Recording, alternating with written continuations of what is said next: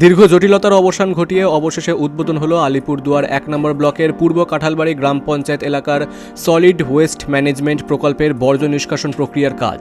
প্রশাসনের পক্ষ থেকে জানানো হয়েছে, এই প্রকল্প জঞ্জাল প্রক্রিয়াকরণের মাধ্যমে তা জৈব সারে পরিণত করা হবে। উল্লেখ্য, ২০২৩ সালে পঞ্চদশ অর্থ কমিশনের অর্থে আনুমানিক ২০ লক্ষ টাকা ব্যয়ে এই প্রকল্পটি নির্মিত হয়।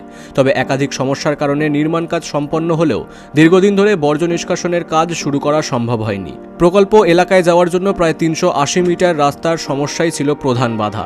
এই গ্রাম পঞ্চায়েত এলাকার জঞ্জাল সবচেয়ে প্রকট চিত্র দেখা যায় শিলবাড়ি হাটে।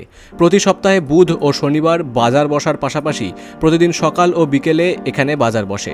বাজার এলাকায় যেখানে সেখানে জঞ্জালের স্তূপ জমে থাকায় একাধিক নিকাশি নালা বন্ধ হয়ে যায়।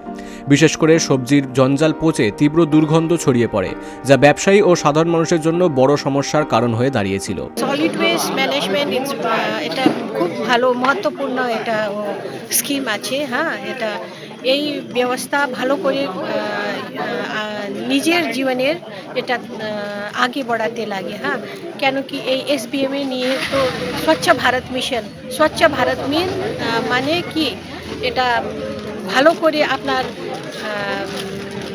সমাজ একটু ভালো করে আপনার ব্যবসায় চালাতে লাগে। আরও ওই সমাজ ভালো হয় তো বলেছে না, ওই সব সমাজ ভালো হয় তো কি দেশ নাই, একটা ডিস্ট্রিক্ট ভালো হবে, ডিস্ট্রিক্ট ভালো হয় তো স্টেট ভালো হবে, স্টেট ভালো হয় তো দেশ ভালো হবে।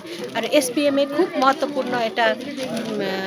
আজকে এই বিষয়ে আমাদের যে আলোচনা হয়েছে, এটা আমি ভাবছি কি সবাই এটা ভালো করে নিজের জীবনের এটা